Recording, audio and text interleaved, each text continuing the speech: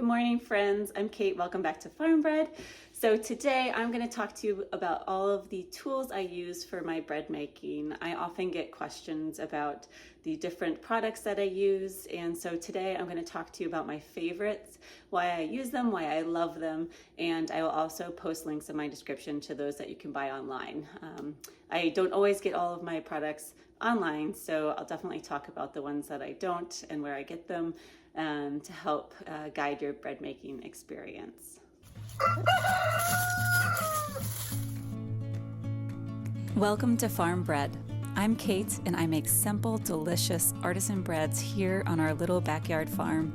Making bread doesn't need to be complicated. Do not overthink it. Trust your instincts, take some risks, and have fun in the process. And always remember, beauty is in the eye of the beholder. Okay, so I have all of my favorite tools laid out on the counter. I'm just gonna kind of go behind me and pick them up for you and share. I'm gonna present them to you in the order of use. So think about when you're making a loaf of bread, how you use them. That sequential order is how I think I will go through my favorite tools for you to make it easier. So first things first, I'm gonna start with the kitchen scale.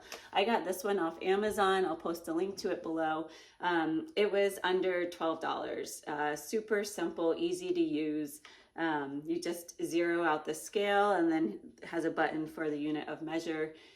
It's really easy. It's very thin. It's lightweight, easy to store, and it's not going to break the bank. So you definitely want to have a kitchen scale when you are making sourdoughs in particular. So I would definitely recommend one of these. I love this scale. And I have had to buy batteries for it, but they're pretty, like $5 for a big pack. So, and all of the years that I've had it, I've only had to replace the battery once so far. So, okay.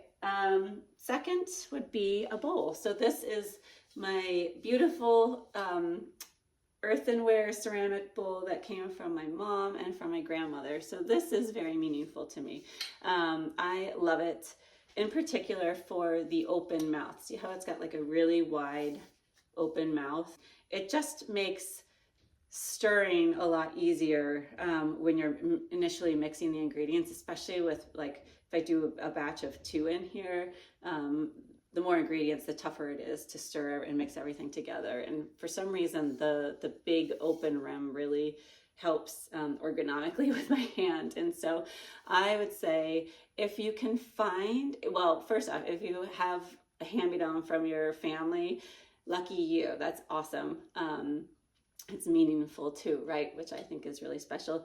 But you can definitely find these at like Goodwill or thrift stores. So check a local thrift to see if you can find something like this, even like antique stores. And I think they're pretty inexpensive.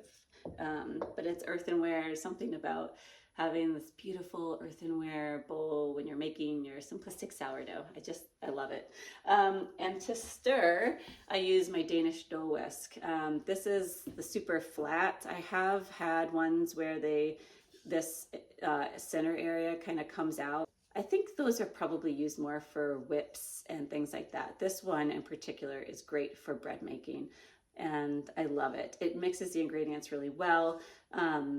This one in particular, I feel helps my hand ergonomically when I'm trying to stir. And so this one in particular, I absolutely love. Again, super inexpensive off Amazon. I'll post a link to this one below for you. But definitely when you're buying, make sure you get the one that's like completely flat. I feel it makes a big difference in trying to mix together bread ingredients. Another tool that I love to use is the bench scraper. So this one is really great for lifting doughs off your kitchen counter.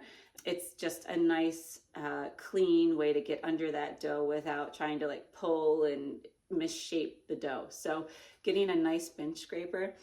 It's also great for cleaning, like as the name insinuates, bench scraper. You can really clean your counters really well with this. Anytime I get a little bit of sticky dough, just scrape it clean with this, and then you can throw it into the garbage. So I definitely recommend a bench scraper for multi-use. It will definitely make your life a lot easier. This, again, I know I buy a lot of stuff off Amazon, but that's how life is when you've got a big family and little time and full-time jobs. So this is definitely going to be a time saver and bread saver for you. All right, so we lift our dough using the bench scraper into a beautiful proofing basket. I love round batards for sourdough, but I don't find them practical for my family. I like oblong. I really like this shape. It's more like a loaf of sandwich bread, and so it's a lot easier for me to cut. So this is my preferred shape for sourdoughs. I've bought these off breadtopia.com and more recently off Amazon. You can get a couple off Amazon pretty inexpensively. They come with a nice cloth that you can wash. You can easily take the cloth off. So I would recommend one of these. Again, I'll post the link to Amazon for you if you want to try this out. That being said, when you are using an oblong proofing basket, you need to have an oblong baker. And these are my absolute favorites. I got this off breadtopia.com. So Breadtopia actually has a store on Amazon, so you can support Breadtopia through Amazon as well. This is just, again, I love the shape because it's like a sandwich loaf.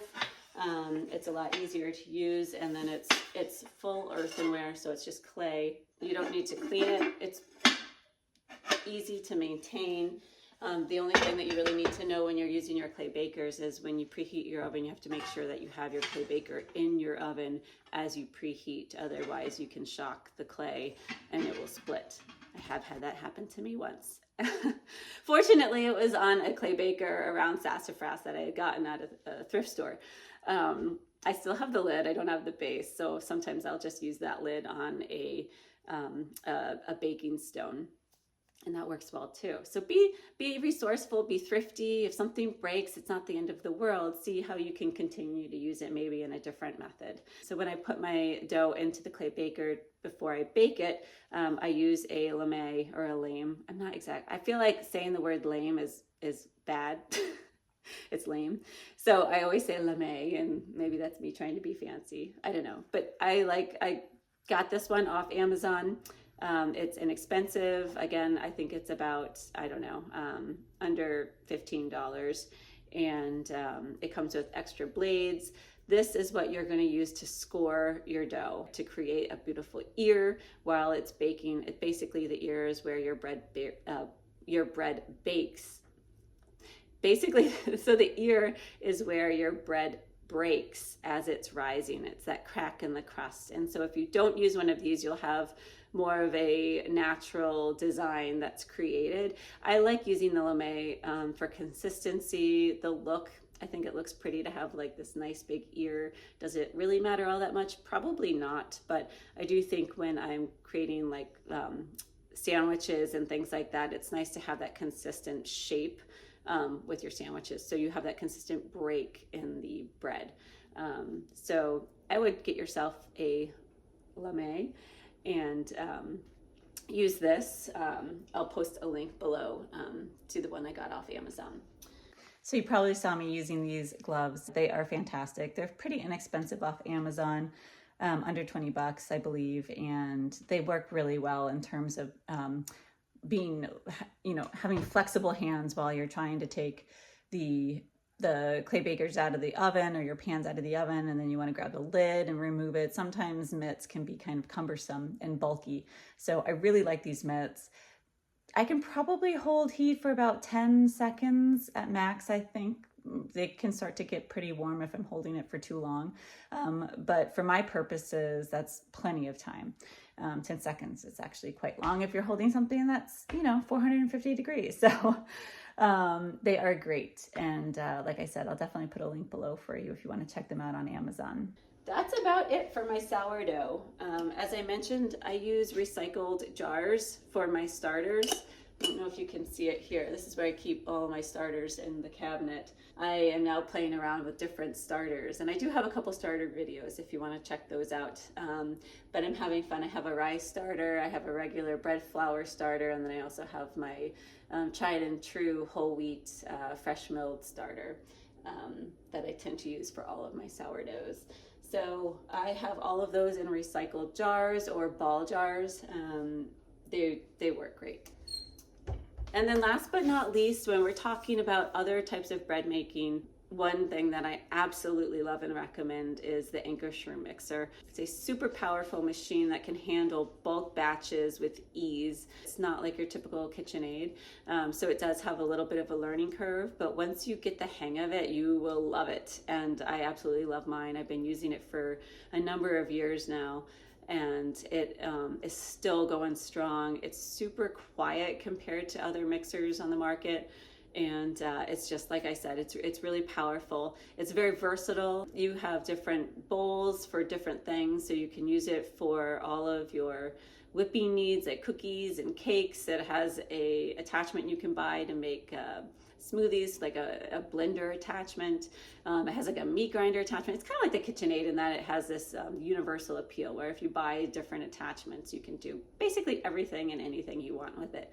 I typically have the basic package. I have not bought additional attachments for it because I've already had other appliances, but I love this product. I swear by it because it makes my life so much easier. So the mixer comes with this great recipe book called Recipes and More with the Ankarsrum. It goes into way more than just bread making, but this was super helpful when getting started with it. It also kind of explains, if you look at the recipes, they help you to understand what to use and when. So this is a really great guide for getting started. It comes with the mixer right here.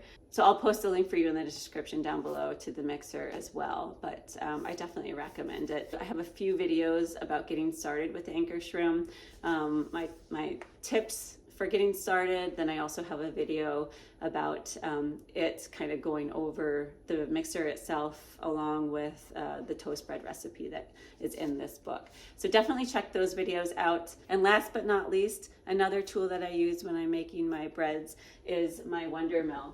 My cousin actually recommended to me, I think it's German, the Ankarsrum is Swedish, but the Wondermill is just a grain mill basically, and it's just like any other appliance. You can store it under your cabinets, in your cabinets, wherever. It comes with a container that attaches to the main base over here. And basically it's just a really easy way to mill your grains. There are a lot of other grain mills out there that don't have a container for storing the grain, for storing the flour. And so I find this one like really clean. It's not messy. You don't have flour going everywhere. It's really the only grain mill I have owned. So I'm not going to speak for others in that regard. But when I was doing my research, I was thinking about the different ones that I would want and why I would want them, and the pros and cons. And so I really like the fact that this has a separate container for the storage of the flour, that it's not just going out into a bowl and into the air. I've had this for a number of years. It works really well. You have different settings. When I do cornmeal, I wanted more of a coarse grind, so you can set for different consistencies and textures. So it's really great. I use it weekly because I'm making my sourdough starter with fresh milled flour. And then I use it for like my whole wheat and honey. So if you want to learn more about the Wondermill, definitely check it out in my video with my whole wheat and honey, because I show you how it works and I go through the instruction there. Okay, those are all of my favorite bread making tools. If you have a favorite tool that you use, any of these, or even a different tool, let me know. I'd love to hear about it in the comments. Reach out with any questions. If you are enjoying this content and you find it helpful, please let me know. Like, subscribe. Thank you so much for watching. And if you have anything that you want me to share or talk about that I haven't covered yet, let me know. I'd love to hear it, and I would love to make a video for you. I always love experimenting and playing around, and at the end of the day, being helpful. Trying to reduce the stress so that you can have fun while you make your bread. All right, have a wonderful day, and I will talk to you soon.